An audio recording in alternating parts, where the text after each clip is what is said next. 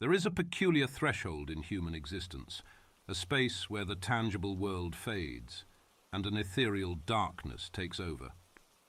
It's a space we all must cross, and yet it's a journey we take alone. I call it the Purgatorium, a no-man's land between life and whatever awaits on the other side. I had lived an ordinary life, haunted by the standard fears that terrorize the human mind: fear of failure, fear of loneliness, and the omnipresent fear of death. But when my time came, when the life drained from my body after a sudden accident, I found myself stepping into the Purgatorium. The landscape was desolate, a never-ending expanse of darkness interrupted only by pulsating flashes of vibrant colors. There was no up, no down, and no landmarks to guide my way. A voice broke the eerie silence. "Welcome," it said. "You are in transition." "Transition to where?" I asked. Ah, questions, always questions. Humans are so fond of answers, aren't they? But answers are scarce here. "You can call me the Warden. I'm here to guide you to the next stage." "Which is?" "Ah, there's the rub. We all wish to know, don't we? But before you go on, you must make a choice." Suddenly 2 doors appeared before me, hovering in the emptiness. One was intricately decorated with vivid illustrations of heavenly scenes, angels, landscapes of unimaginable beauty, peace. The other was crude, splintered, and adorned with engravings of fire, suffering, and sorrow. "Heaven or hell?" I asked, somewhat rhetorically. "The choice isn't that straightforward, B," the Warden replied. "These doors are both beginnings and ends. The start of a new cycle, perhaps." Cycle? Reincarnation, if you will. But the form and experience are unknown even to me. The so-called heavenly door may lead to a life of eternal bliss or endless trials and tribulations. The hellish door, too, holds the same gamble. It's not where you go, but what you become. Then how do I choose? "Do you feel lucky?" And as those words faded, the real horror dawned on me. The fear of the unknown, the realm beyond the doors, was maddening. I was trapped in an eternal guessing game, a cosmic roll of the dice with infinite consequences. But then a thought crossed my mind, a more terrifying thought. What if I chose not to choose? What would happen then? Ah! The Warden chuckled as if reading my mind. "Staying here is also a choice, but a grim one. You'll float through nothingness, aware but never interacting, witnessing the birth and death of universes, but never participating, eternally stuck in transition. It's a fate I wouldn't wish upon anyone." I weighed my options and realized that fear had no place here. Fear was a guide in the realm of the living, steering us away from threats. But in the Purgatorium, it was an anchor, holding me back from the next stage, whatever it may be. Taking a deep breath, though breath had no meaning here, I stepped through the heavenly door. A blinding light swallowed me, and a sensation of velocity gripped my being. "Good luck," the Warden's voice echoed as I felt myself spiraling away. "You'll need it." And then, there was silence. I opened my eyes, or at least I think I did, to see the world for the first time again. It was dark, and my surroundings were limiting, confining. I tried to move, but my new form was not yet ready for the complexities of physical activity. Finale. I heard it, the unmistakable sound of a human crying, the soft coos of a mother, and the laughter of a family overjoyed. I was reborn. But into what? I couldn't yet know. The unknown still stretched before me, a tapestry of unexplored experiences and mysteries to unravel. The fear was there too, but now it was joined by excitement, curiosity, and a newfound sense of wonder. Was I a human, an animal, some other form of life altogether? All I knew was that I had crossed the Purgatorium, faced the Warden and the unknown, and emerged anew. For better or worse, the cycle had begun again. As days rolled into weeks and weeks into months, I slowly began to make sense of my new existence. The womb was a sanctuary of sorts, a place where I grew stronger day by day, cocooned from the world that awaited outside. But my thoughts were a swirling maze, memories of my past life mingling with my new developing consciousness. Unlike most babies who bask in the innocence of a fresh beginning, my mind was a battleground of experiences. I could remember snippets of what I had been: a doctor, a father, a man who had once feared death and now dreaded rebirth. When the day came for me to enter the world, I was pulled out into an explosion of sensory information. Bright lights, loud noises, and a world that felt so familiar and yet so different. As I grew up, it became evident that I was not like other children. While they marveled at the simplicity of shapes and colors, I found myself contemplating the complexities of existence. As we all learned to speak, my first words were not "Mama" or "Zoef Dada," but "Why?" My family soon realized that I was a prodigy, albeit a deeply contemplative and solemn one. I excelled in school, raced through college, and found myself enmeshed in the kind of life I had lived before. A healer, a doctor. Yet this was not the life I chose, but the life that chose me. My aptitude for medicine seemed almost predestined, as though I was merely a puppet in a cosmic play. As the years went by, I couldn't escape the feeling of duality. One part of me wanted to celebrate the joys and sorrows of this life, to lose myself in the passions and pains that make human existence so wonderfully complicated. The other part, the part that remembered, couldn't let go of the haunting image of the Purgatorium, the warden, the doors, and the maddening uncertainty of what lay beyond them. I had lived my past life haunted by the fear of death, only to find that the real terror was not in dying, but in being reborn. The questions that plagued me were no longer just philosophical ponderings, but a yearning to understand the true nature of this cyclic existence. Was it a blessing or a curse? A never-ending wheel of samsara or a path to enlightenment? Then one day, during a particularly challenging surgery, my hands faltered. A momentary lapse in concentration, perhaps influenced by my constant existential rumination, and the patient on the table slipped away. A life was lost because of me. That night, I was visited by a familiar presence, the warden. He stood at the foot of my bed, as real as anything in this life. "Troubled, are we?" he said, the shadows of his form shifting and undulating like a mirage. "Why are you here?" I asked, trembling. "Consider this a courtesy visit. It seems you're not adapting well to your new life." "What is the point of all this?" I pleaded. "Why am I here again? What do I still need to learn?" The warden grinned, a disconcerting sight that made my skin crawl. "Perhaps you're asking the wrong questions. The real question is, can you break the cycle? Or are you forever bound to make the same mistakes, to be gripped by the same fears?" As suddenly as he had appeared, the warden vanished, leaving me alone in my room, grappling with his unsettling words. I knew then that my journey was far from over. I had crossed the Purgatorium once, but it was becoming clear that I might have to do it many times more. But something had changed. Armed with the knowledge and memories of 2 lives, I had a rare opportunity. An opportunity to break the cycle, to understand the intricate tapestry of existence, and perhaps, just perhaps, find a way to escape it. And so, with a renewed sense of purpose, I went back to the hospital the next day. There were lives to save, including my own, in ways more profound than one.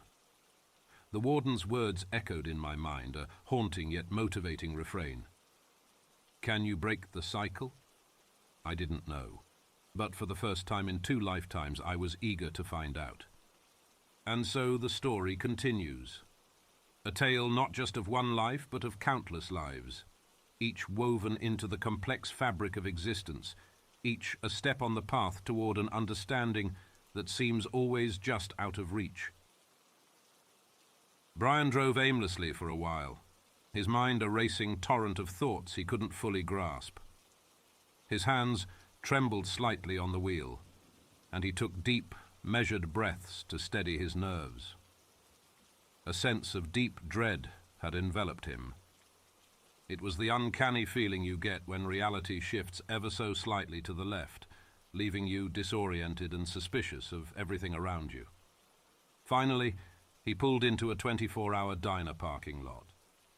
"Let's have our ice cream here, champ," he said, forcing cheer into his voice. Danny looked up at him with his big, trusting eyes. "Sure, Daddy. I like ice cream." As they sat in a booth, Brian watched his son devour a large scoop of chocolate ice cream, giggling as he tried to prevent it from dripping onto the table. Any other time, this would be a heartwarming scene, but now it only intensified Brian's feeling of guilt and dread. His mind kept going back to that phantom closet. It shouldn't be there. It couldn't be there. The room was small and rectangular, the walls smooth and unbroken except for the window and door. He had spent 2 days painting it a calming light blue, his son's favorite color, meticulously covering every square inch. He knew that room, knew its geometry, its feel. There was no closet, but he had heard it. Its creaking sound was as real as the heart pounding in his chest. He paid for their treats and decided to take Danny to his sister Emily's house for the night. He didn't want to scare his sister with the inexplicable details, so he made up a story about a gas leak. She didn't question it. Like everyone else, Emily knew he was going through a tough time and attributed his disheveled appearance to the stress of the divorce and the move. When they were settled in Emily's guest room, Brian tried to make the space feel as homey and comfortable as possible for Danny. "You'll stay here tonight, buddy. I have to go back to the house to sort some things out." "But I want to stay with you," Danny said, his voice tinged with the anxiety of another separation. He had already been through so much upheaval. Brian hugged him tight. "I know, buddy. But I have to make sure our new home is safe and secure for us. You'll be fine here with Aunt Emily. It's just for one night." After ensuring that Danny was asleep, Brian drove back to the house. The roads were empty, and the chilling thought gripped him that he was driving back toward the unknown terror that lurked in the false closet. He didn't want to go back, but he knew he couldn't run away. The house was all he had left, and running would be an admission that his life had spiraled completely out of control. He parked the car in the driveway and took a deep breath. Armed with a flashlight and an old baseball bat, he stepped into the house. His eyes immediately darted to the door leading to Danny's room, half expecting it to burst open with whatever had come out of that impossible closet. But nothing happened. He moved through the living room, avoiding any creaky floorboards until he finally stood in front of Danny's room. Taking one final deep breath, he pushed the door open and flashed his light inside. It was as he had left it, except the closet was there. It was unmistakably real, its wooden doors closed, seeming to mock him with its very existence. Summoning all his courage, Brian stepped toward it. His hand trembling, he grabbed the knob and pulled open the door. What he saw inside made him realize that the closet was not just an aberration in space, it was a portal into something far worse. Horrifying faces stared back at him, contorted in agony, their eyes empty sockets. Human forms twisted into shapes that defied natural law, and the space seemed to extend far beyond the dimensions of the closet or even the house.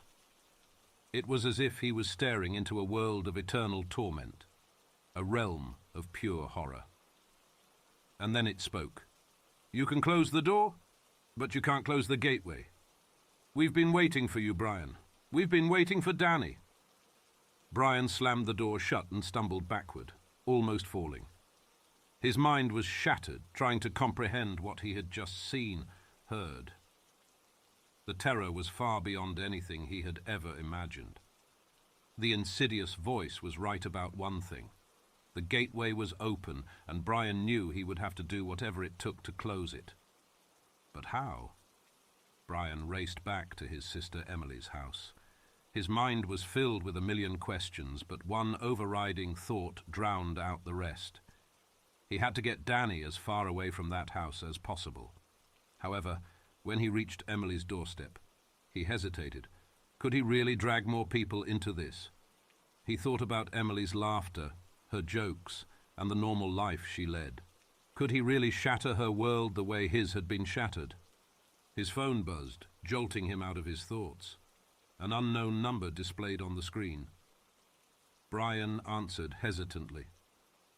"Is this Mr. Brian Thompson?" The voice was calm and strangely soothing. "Yes, who is this?" "I think you might need my help regarding the situation in your son's room." A cold shiver ran down Brian's spine. "Who are you?" "A friend. Someone who understands what you're going through. Meet me at 287 Langton Street and come alone." The line went dead. Brian weighed his options. It could be a trap, but what choice did he have? He needed answers, and this stranger might have them. 287. Langton Street was an old, run-down bookstore that seemed to belong to another era. The sign outside read, "Curiosities and Antiquities." Brian stepped inside, the bell jingling softly. The smell of old books and dust filled the air. An older man appeared from behind a stack of ancient tomes. "You made it," he said. "Who are you?" Brian asked. "I'm someone who's been studying anomalies like your closet for a long time. Call me Edgar." "Explain what's going on. What is that thing in my son's room?" "It's a gateway to another realm, a place of malevolent entities. Once a gateway is open, they can influence our world, seeping into it bit by bit." Brian felt nauseated. "How do we close it?" Edgar motioned for Brian to follow him. He led him to a table covered in ancient manuscripts and odd artifacts. He picked up a small box and handed it to Brian. Inside was a chalk-like substance. "This is a warding chalk, made from a blend of rare minerals and other elements. You must draw a specific set of sigils around the closet. The sigils are a binding contract in their world. Once drawn, they'll close the gateway for good." "But what's the catch?" Brian asked, sensing there was more. "You must draw it from inside the closet and finish before they realize what you're doing. If you get it wrong, I wouldn't want to be you." Armed with the warding chalk, Brian returned to his house. He felt like a soldier going into battle as he opened Danny's door. The closet stood there, just as ominous as before. Brian took a deep breath, opened the closet door, and stepped inside. He began to draw, his hand shaking as he copied the complex sigils Edgar had shown him. The chalk glowed slightly as it met the wood, etching itself in. That's when he heard the whispers, angry and incomprehensible, a cacophony of malevolent intent. He knew they were aware of him. Just as he was about to complete the last sigil, a force pulled at him, trying to drag him deeper into the abyss. He fought against it, focusing all his strength into his arm, finishing the last stroke of the sigil. A burst of light emanated from the chalk, and for a moment he saw the faces contort in agony before everything went dark. Brian woke up in Danny's room. The closet was gone, the wall seamless and unbroken as it should be. He felt drained, but a sense of triumph washed over him. He had done it. He had closed the gateway. After making sure the house was back to its normal state, Brian picked up Danny from Emily's house. His son looked at him, his eyes bright and full of life. "I had a dream, Daddy," Danny said as they drove home. "I dreamt you fought the monsters and won." Brian looked at him, tears in his eyes. "It wasn't just a dream, buddy. It was real. But you don't have to worry about monsters anymore." Danny smiled. "I knew you'd protect me, Daddy." Brian gripped the steering wheel tightly, his other hand holding on to Danny's. As they drove back, Brian couldn't help but think that maybe, just maybe, they had a chance at a new beginning. With the gateway closed, he felt as if he had reclaimed not just his son's room, but also their lives. And so they returned home, a little bruised, a little wiser, but stronger in their bond. Brian knew challenges would come, but whatever they were, he felt prepared. After all, they had already faced monsters and won. It was supposed to be a simple night at home. Sarah, my wife, had gone to bed early, claiming a migraine. Ella, our 6-year-old daughter, was at a sleepover with her friend Emily. With nothing else to occupy my time, I opted to catch up on some overdue work. As the clock struck midnight, my computer screen suddenly flickered and went black. Frustrated, I fumbled for my phone to look up troubleshooting tips, but it too was dead. Just then, the living room television spontaneously switched on, lighting up the room with a staticky haze. "Incomplete!" A guttural voice rasped from the TV, pronouncing the words slowly, as if to draw out the agony of each syllable. The voice was low, toneless, and filled the room like a thick fog. The static on the screen transformed into an image. I saw Sarah, fastened to a metal operating table with leather straps. Her eyes were taped open, pupils wide and rolling in terror. An array of surgical instruments lay neatly arranged next to her. It was a terrifying sight, something you'd expect in a torture chamber, not on your own TV screen. The voice resumed, "Your marriage is incomplete, Jack. You've neglected her, ignored her. Now, she needs you." As if the visual spectacle wasn't enough, my home office morphed before my eyes. The walls became solid steel, mirroring the room where Sarah was held. The ceiling vanished, replaced by an endless dark void. I could feel the cold metal beneath my feet, could see my breath misting in the frigid air. A ladder appeared, just like in the video, its top disappearing into the inky blackness above. "Either you climb, or she suffers. It's that simple," the voice concluded. Panic seized me. Sweat trickled down my forehead. My heart thudded painfully against my ribs. The room was the same size as my office, a disorienting blend of the familiar and the grotesque. Against one wall was a table, laden with tools similar to those beside Sarah in the video. Scalpels, pliers, syringes filled with unknown substances. My hand gravitated towards a scalpel. I picked it up and walked hesitantly toward the ladder. Maybe, I thought desperately, this was the way out. Maybe this climb would save Sarah, and in doing so save our marriage, our family. As I placed my foot on the first rung, the TV buzzed loudly and switched off, plunging the room into darkness. My hands clenched around the scalpel, fingers white-knuckled. If this was my trial, if this was the way to make amends, then I had no choice. "I'm coming, Sarah," I whispered, before beginning my climb into the unfathomable darkness. As I ascended, one thought pounded in my mind with each step. Was this ladder leading me toward salvation, or plunging me further into a nightmare from which there was no waking? Only one way to find out. My climb had begun.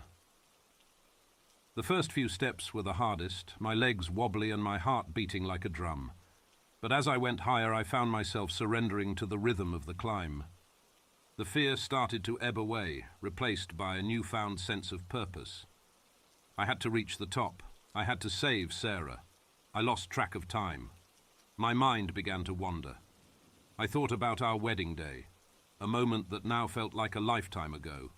I thought about Ella's birth, the first time I held her in my arms, how it felt like my world had finally found its meaning. But with those memories came the darker ones, the arguments, the emotional distance, the growing sense of alienation that had crept into our marriage. I realized that the voice was right. My neglect had brought us to this point. The weight of my failures pressed down on me, making each rung of the ladder heavier than the last. Just as my arms began to ache and my resolve wavered, a light appeared from above. It wasn't much, just a tiny speck in the distance, but it was enough to spur me on. With renewed vigor, I climbed faster, ignoring the burning in my muscles and the fatigue setting into my bones. Suddenly my hand slipped. I plummeted downward, my heart leaping into my throat. In a frantic scramble, I managed to catch myself on a lower rung, the scalpel falling from my grasp and disappearing into the abyss below. Dangling there, I realized the absurdity of my situation. Here I was, climbing a never-ending ladder in a room that defied all logic, holding on to the desperate hope that I could somehow fix things. Was this my punishment? A never-ending climb to symbolize the mountain of mistakes I had yet to overcome. No, I couldn't let despair consume me. I had to climb not just for Sarah, but also for Ella and for myself. I mustered every last ounce of strength and pulled myself back onto the ladder. As I neared the light, I noticed something else, the sound of faint crying. It was Sarah's voice, I was sure of it. I quickened my pace, my eyes fixated on the growing light above, and then finally, after what felt like an eternity, I reached the top. My hands grasped the last rung and I hauled myself over, expecting to find Sarah, to find some semblance of salvation. Instead, what greeted me was a mirror. My heart sank as I found myself staring into a mirror that stood alone in an empty, dark expanse, its frame ornate but tarnished. In the reflection, I saw not just myself, but glimpses of moments from my past, instances where I had let Sarah down, where I had let myself down. Each one flickered by like a haunting slideshow, suspended in a void of regret. As I looked into the mirror, I heard the voice again, colder now, almost gleeful. Do you see, David? The climb wasn't to save her, it was to show you. You are the reason for your own torment. A sudden surge of anger flowed through me. This can't be all there is. I climbed all this way for some sick lesson. Where is Sarah? Where is my daughter? Ah, the voice mused. Your daughter is safe, but Sarah, she's still where you left her, hanging by a thread. You've been climbing a ladder of your own making, each rung an action, a choice, a consequence. But here's your chance. Do you want to make amends? In that moment, the mirror's reflection shifted, revealing an image of Sarah, bound and terrified, her eyes pleading. Next to her reflection appeared a door, old, wooden, worn down by time. You can't undo your past, but you can still choose your next step wisely. Save her if you can, or stay here in your limbo of guilt and regret. Without a second thought, I reached out to the mirror, half expecting my hand to pass through the glass. Instead, my fingers met cold metal, the knob of the door. I opened it and stepped through. I found myself back in that room with the steel walls and endless void above. Sarah was there, hanging in her cruel restraints just as I had left her. But there was no ladder now, just a key laying on a table in the center of the room. I grabbed the key and rushed to Sarah, unlocking her restraints as fast as I could. As they clicked open and she fell into my arms, the walls around us seemed to quiver, as though the room itself was stunned. I'm so sorry, Sarah, I whispered, choking back tears. I never meant for any of this to happen. She looked up at me, her eyes filled with a blend of relief and sorrow. Let's go home, David. As if on cue, another door appeared. This one was different, new, sturdy, inviting. I helped Sarah to her feet, and together we walked toward it, hand in hand. Is it over? I asked, turning back one last time to look at the dark abyss that had almost consumed us. The voice didn't respond, but I sensed its malevolence recede, slinking back into the shadows from whence it came. I opened the door, half expecting another cruel trick. But it wasn't a trick. As we stepped through, we found ourselves back in our living room, greeted by the warm light of dawn streaming through the windows. Ella was there, safe and sound, playing with her toys as if nothing had happened. She looked up and smiled. Mommy, Daddy, you're back. We were back. But I knew that the climb, in one way or another, was far from over. We tried to return to normalcy, to forget the horrors of that room and the dark abyss. Yet, something lingered, a quiet unease that neither Sarah nor I could shake. It was as if we had walked away from a nightmare, only to find its echoes in the corners of our reality. Days turned into weeks. Sarah began seeing a therapist, and I resumed work. But the voice, that chilling, taunting voice, haunted me still, usually in the dead of night when the world was silent. One evening, as I lay awake staring at the ceiling, the voice returned. This time, not just a figment in my mind, but a physical whisper in the air. "The climb never ends, David." I shot up from bed, my eyes darting around the room. Sarah woke up, alarmed. "What's wrong?" I heard it again. "The voice from that room," I said, my voice tinged with desperation. Sarah sighed, her eyes filled with understanding and a sadness that seemed to say, "I hear it too, just not the way you do." "We need to go back," I finally blurted out. "We left something unfinished, and it's following us. It's not letting go." She looked at me, her eyes searching my face. "All right, let's go back and end this once and for all." We made our way to the basement where it had all begun. Standing before the door that had served as the gateway to that accursed realm, we felt a chill air push against us, as if warning us to turn back. But we had come too far to turn back now. Hand in hand, we opened the door and stepped through. The room was just as we remembered it, steel walls, a ceiling that stretched into an infinite void. "Welcome back," the voice sneered. This time, a new door stood opposite the one we had entered through. This door was adorned with intricate carvings that seemed to tell a story, a climb, a fall, and figures locked in an endless cycle of torment and redemption. "If you think this door leads to your salvation, you're mistaken," the voice taunted. "What lies ahead is a reflection of your own making." I looked at Sarah. Her eyes met mine, and in them I found the courage that had eluded me before. We approached the door, each carving a haunting reminder of the choices and mistakes that had brought us here. "Ready?" I asked. "Ready?" She nodded. We opened the door and stepped through, the voice letting out a defiant howl that echoed into silence as the door shut behind us. Inside, we found an unsettling sight, a room filled with mirrors, each one reflecting not just our forms, but the countless paths our lives had taken, the good and the bad.